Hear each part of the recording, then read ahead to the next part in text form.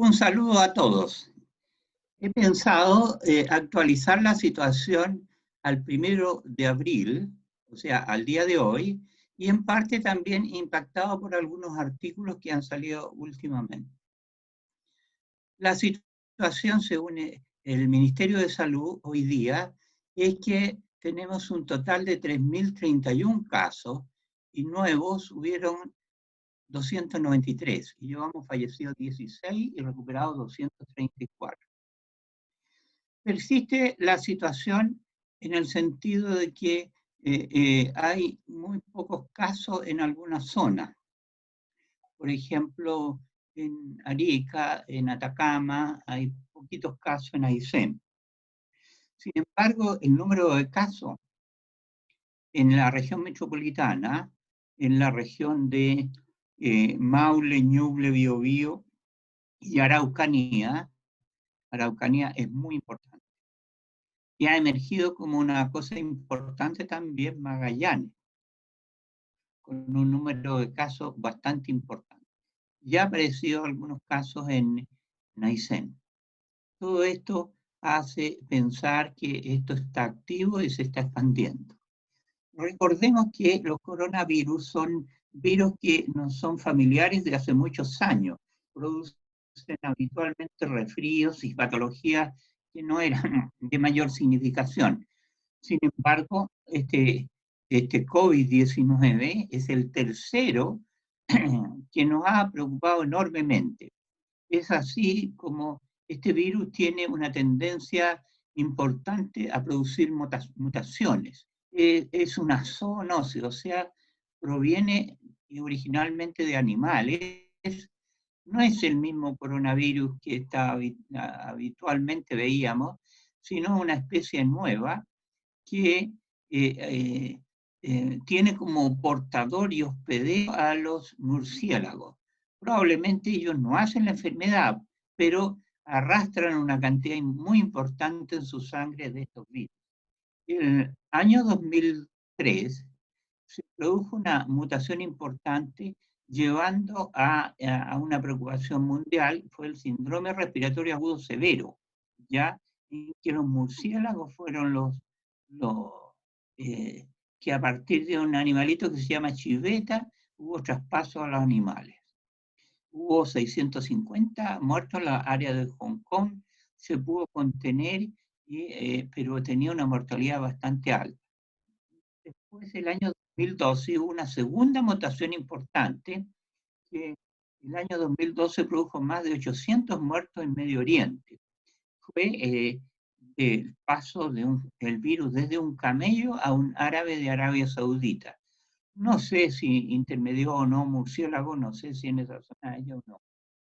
Bueno, todos estos virus, a diferencia de los autóctonos antiguos que producían solo resfrío, ya producen algo más grave. La sintomatología es similar a lo que de hace muchos años está definido en Chile como un síndrome tipo influenza. O sea, fiebre, aparición más o menos brusca, sobre 38, tos, falta de aliento, dificultades para respirar y algunos problemas digestivos. En los casos graves produce neumonía, síndrome de distrés respiratorio, falla respiratoria catastrófica, y también puede afectar otros órganos como producir insuficiencia renal, pericarditis y otras complicaciones. Este virus tiene una coronita y a través de esas espículas que tiene se inserta en un receptor que existe normalmente en la mucosa respiratoria. Poca cantidad en la nariz y garganta, pero una cantidad muy grande en los bronquios y en los bronquiolos finos. O sea, su sitio de predilección es el pulmón. No atraviesa la piel, y una vez que se produce la enfermedad clínica, se elimina en grandes cantidades por la tos, ya sale en forma de aerosoles como gotitas que pueden avanzar 1 metro y medio, que también contamina las manos y toda la superficie alrededor, permaneciendo una cantidad variable de días, ya, o de horas o días en toda la superficie. Es extraordinariamente contagioso. Felizmente, solo una cantidad de menor a 20% es moderado o grave. Puede haber hasta un 1% que no se dan ni cuenta, no tienen mayores síntomas, aunque algunos relatan haber tenido pérdida del gusto, del olfato como una manifestación leve.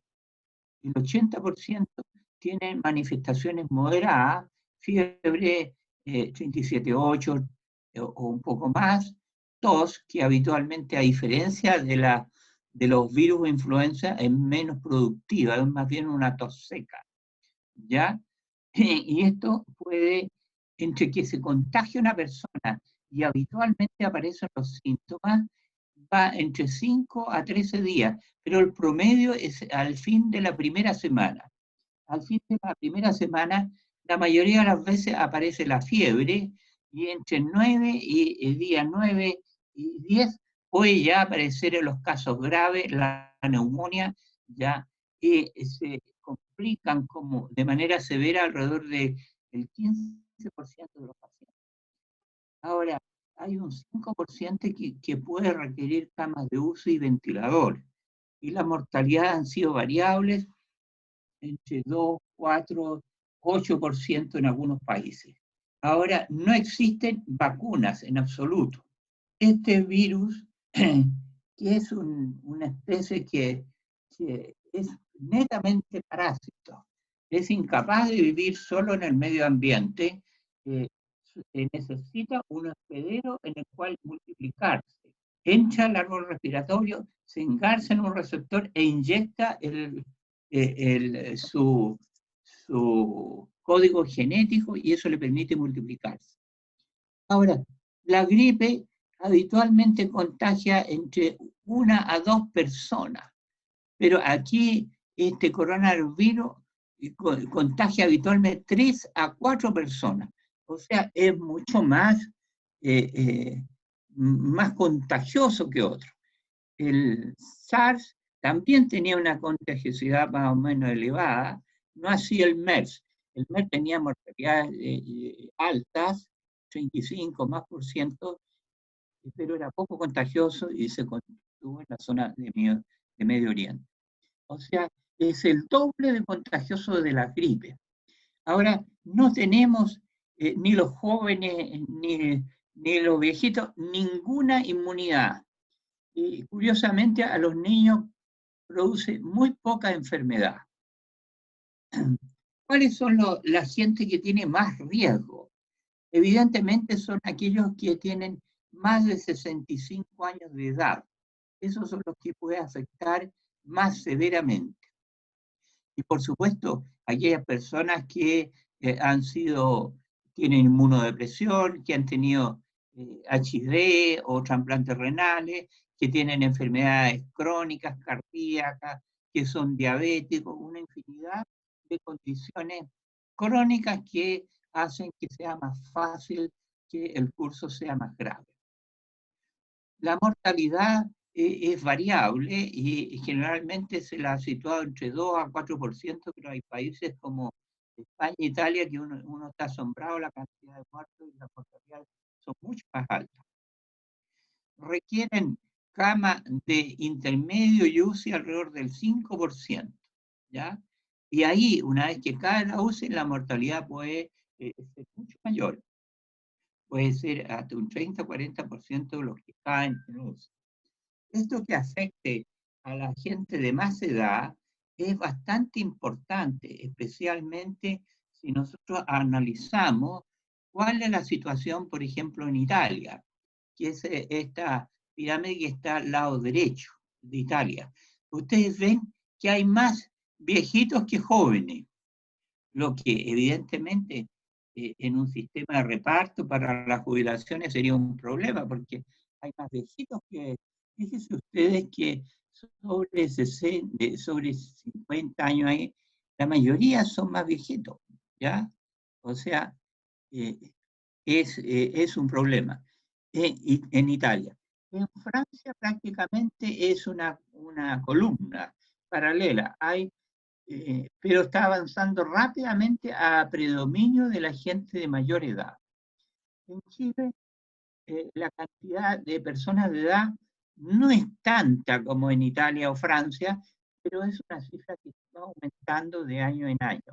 Sabemos que las expectativas de vida en Chile para hombres y mujeres es sobre 80 años, lo cual ratifica que tenemos un sistema de salud con problemas, pero que realmente ha funcionado. Aquí ustedes ven cómo la mortalidad va aumentando y los números de muertos a medida que avanza la edad.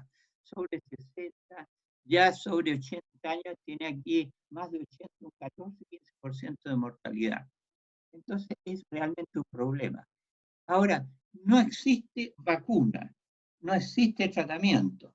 O sea, no hay manera de evitar el contagio si uno se expone. ¿Qué es lo que se puede hacer en este caso? Hay dos situaciones. Una situación es esperar que todos tengan la enfermedad y en realidad hay una cifra, cuando más del 60% de la población ha logrado sobrevivir y tienen anticuerpos, se produce lo que se llama efecto de rebaño, que significa que el virus no encuentra la mayoría de la gente con la que se topa, tienen inmunidad, entonces no se puede seguir replicando. Pero es muy difícil que los que tenemos mucho riesgo pasemos varios meses escondidos, ¿ya? Solo esperando que algún día se produzca la vacuna y podamos vacunarnos. Porque aunque pasara 4 o 5 meses, si salimos de nuestras casas o salimos y nos contagian, es lo mismo que contagiarse hoy que contagiarse ahora. La diferencia está en los servicios de salud. Por eso estuve leyendo este artículo bastante importante que hace un análisis mediante modelos de simulación y llega a las conclusiones qué es lo que debemos hacer para evitar y quebrar la curva. Ustedes pueden ver aquí en este análisis lo que ha pasado en Italia, Irán y Corea del Sur. Ustedes ven cómo el contagio aumentó también en Italia, en Irán. Esto es de bastantes días, como 15 o 20 días atrás, ¿ya? En que Corea del Sur estaba prácticamente un crecimiento desenfrenado, lo mismo Italia. Todavía no sospechábamos lo que podía pasar después. Sin embargo, ustedes ven que Corea del Sur, con las medidas que implementó, que son de dos tipos, o sea, de un confinamiento, de medidas de cuarentena, logró que la curva se aplanara y, y que se empezara a mitigar este inmenso crecimiento. En cambio, en Italia no se hizo mayores cosas, se tardó mucho en hacer cuarentena o aislamiento social, etcétera, y siguió aumentando mucho. Lo mismo ha pasado en Irán. En España también se ve como aquí está aumentando, esto hará unos días atrás, que ya el crecimiento fue exponencial. En Chile tenemos una curva que está aumentando, pero no va aumentando así directamente hacia arriba. ¿Cuáles son las medidas que se han implementado en otros países? Han sido medidas un poco tímidas al comienzo, digamos,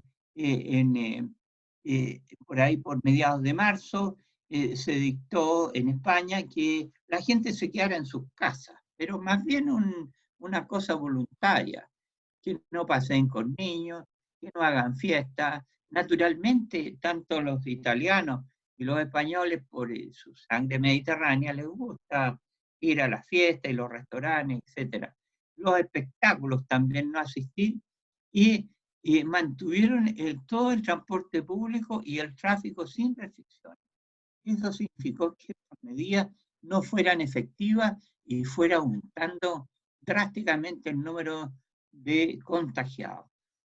Lo mismo pasó en Inglaterra, que las medidas se tomaron fueron muy tímidas. El primer ministro dijo, ojalá no viajen, ¿ya? Después hicieron un estado de emergencia. le solicitó el primer ministro a los ciudadanos que no fueran a los restaurantes, a los bares, que no se hubiera reuniones de más de 10 personas, pero no hubo medidas obligatorias de distanciamiento social, solo hizo sugerencias. Bueno, el mismo primer ministro está contagiado y no sabemos cuál va a ser el curso. Entonces, hicieron muchas recomendaciones, pero pocas obligaciones.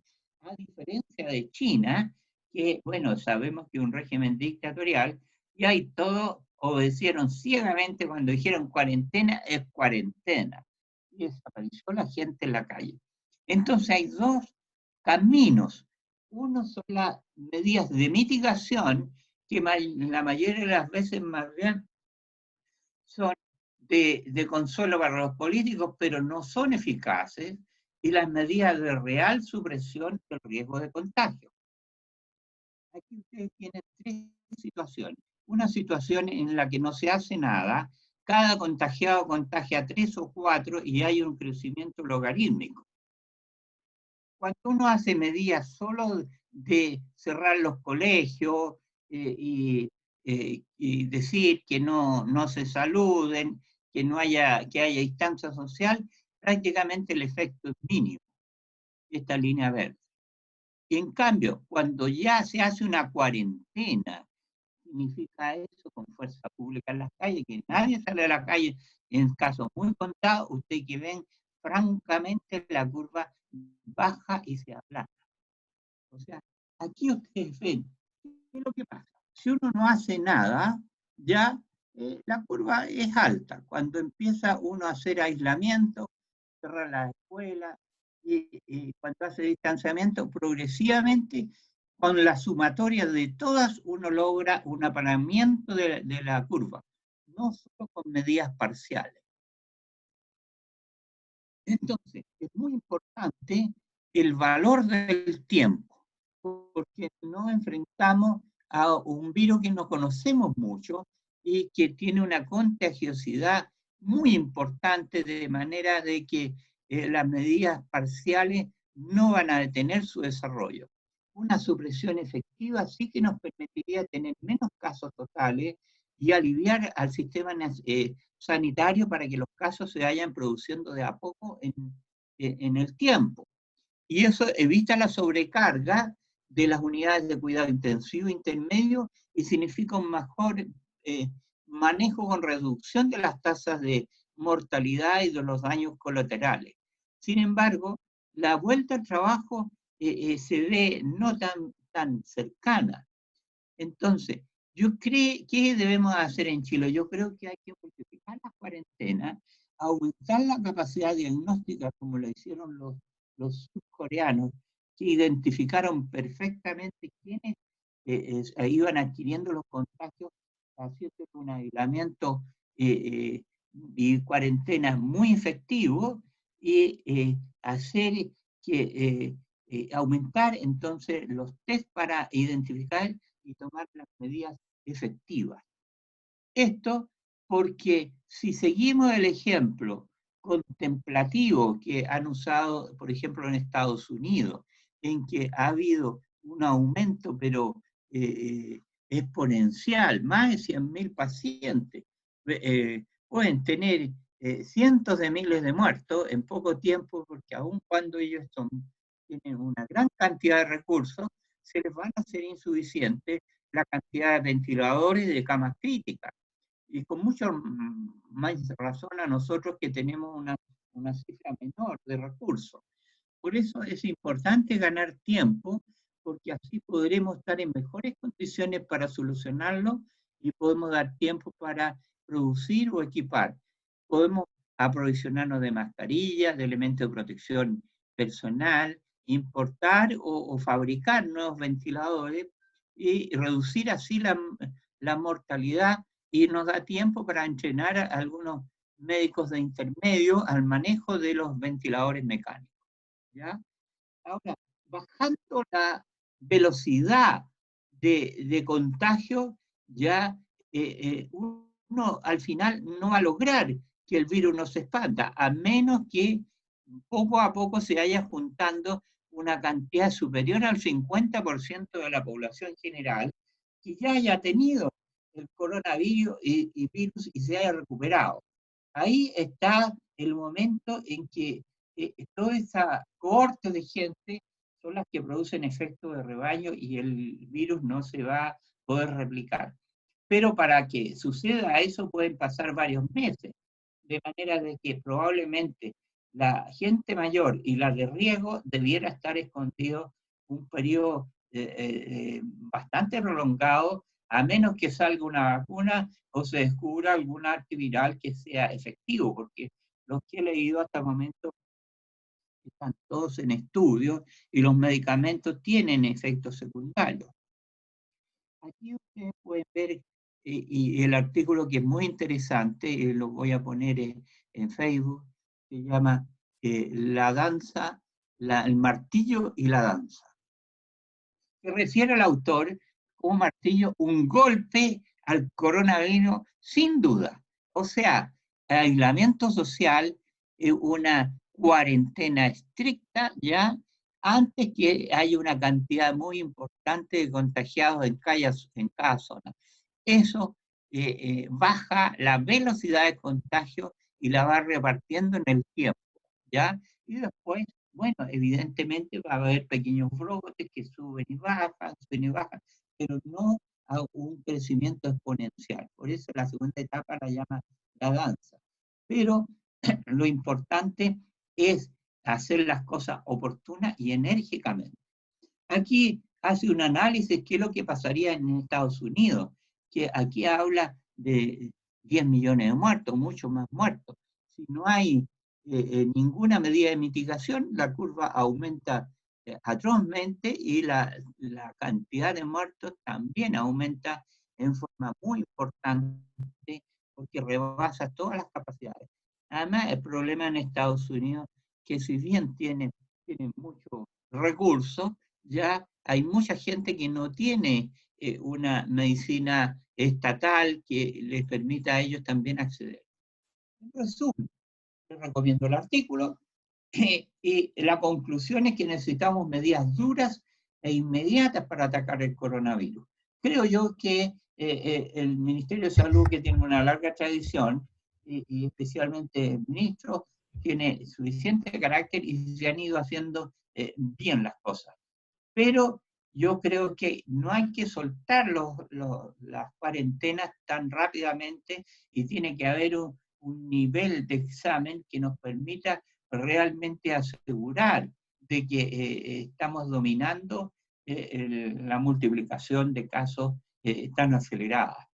Tenemos que evitar el pico de infecciones. Si no adoptamos esta medida rápidamente tendremos 100.000 o más infectados y ahí estamos mal, porque si calculan ustedes de 100.000, un 10% son 10.000, ¿ya? Un 5% son 5.000 y tenemos menos de 1.000 respiradores en el país. O sea, necesitamos a toda costa que la velocidad de contagio disminuya y eso nos permita apoyar a nuestros médicos y al personal de salud, porque creo que es crucial hacer capacitación y asesoría en todos niveles.